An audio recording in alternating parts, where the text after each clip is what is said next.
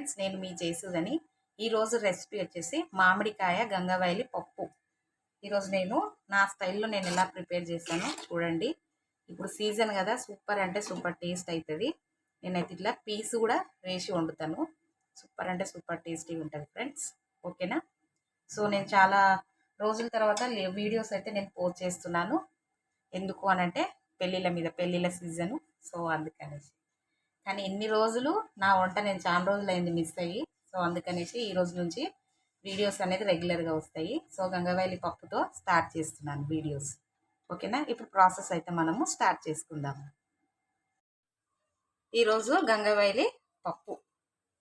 So గంగవాయిలి మామిడికాయ వేసి ఈరోజు పప్పు అయితే ప్రిపేర్ చేస్తున్నాను. ఎందుకంటే ఇప్పుడు సీజన్ కదా, సో సూపర్ టేస్టీగా అయితే ఉంటుంది గంగవాయిలి పప్పు. నేనైతే కందిపప్పు యూజ్ చేస్తున్నాను. 2 సార్లు కడిగి నానబెట్టి పెట్టిన పప్పు, 2 గ్లాసెస్ ఆఫ్ పప్పు. ఓకేనా? ఇప్పుడైతే నేను రెడీగా కట్ చేసి పెట్టుకున్నాను. మామిడికాయ అయితే పుల్లగా ఉన్నది. ఒక కాయ ఫుల్గా వేస్తున్నాను. 2 గ్లాసుల పప్పు కదా, సో పులుపు అయితే సరిపోతుంది. నెక్స్ట్ గంగవాయిలి కూర కట్ చేసి కడిగి రెడీగా పెట్టుకున్నాను. ఓకేనా? ఇప్పుడు ఇది కూడా వేసుకోవాలి మనం మొత్తం.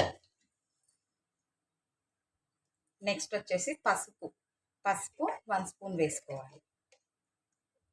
పసుపు 1 స్పూన్ వేస్తున్నాను. ఇంకొంచెం అయితే వేసుకుంటున్నాను. సో నేనైతే పచ్చిమిర్చి పేస్ట్ అనేది వేస్తున్నాను.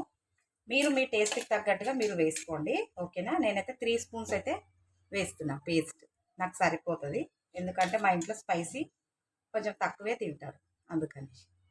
ఓకేనా ఫ్రెండ్స్? 3 స్పూన్స్ అయితే వేసుకున్నాను.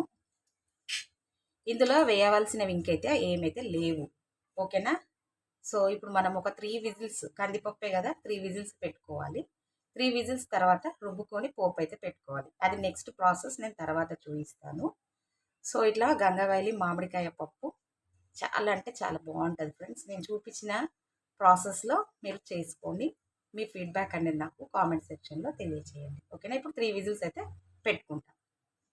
చూడండి, ఇప్పుడు పప్పు 3 విజిల్స్ అయితే మనము ఇట్లా ఉడికించుకున్నాం కదా. చూడండి, 3 విజిల్స్కి ఎంత మంచిగా ఇట్లా మెదిగిపోయింది పప్పు. పెద్దగా రుబ్బాల్సిన అవసరం ఏం లేదు ఫ్రెండ్స్. ఇట్లా తిప్పుకుంటే చాలు. ఇప్పుడే మనము సాల్ట్ అనేది వేసుకోవాలి మన టేస్ట్కి తగ్గట్టుగా. నాకైతే 3 స్పూన్స్ అయితే పడుతుంది సాల్ట్. నేను 3 స్పూన్స్ అయితే వేసుకుంటాను.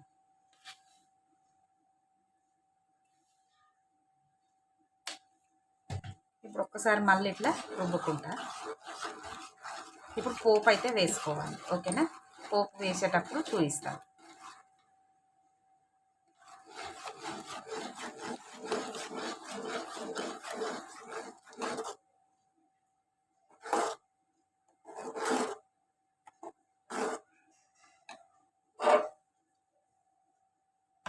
చూడండి, ఇప్పుడు పోపు అయితే పెట్టుకున్నాను. ఆవాలు, జీలకర్ర, కొంచెం మెంతులు, 2 ఎండుమిర్చి. ఇప్పుడు కరివేపాకు కూడా వేసుకుంటాను. ఓకేనా?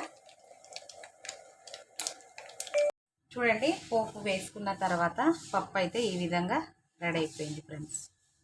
చూసారు కదా, మామిడికాయ గంగవాయిలి పప్పు సూపర్ అంటే సూపర్ టేస్టీగా అయితే మన పప్పు ప్రిపేర్ అయితే అయిపోయింది.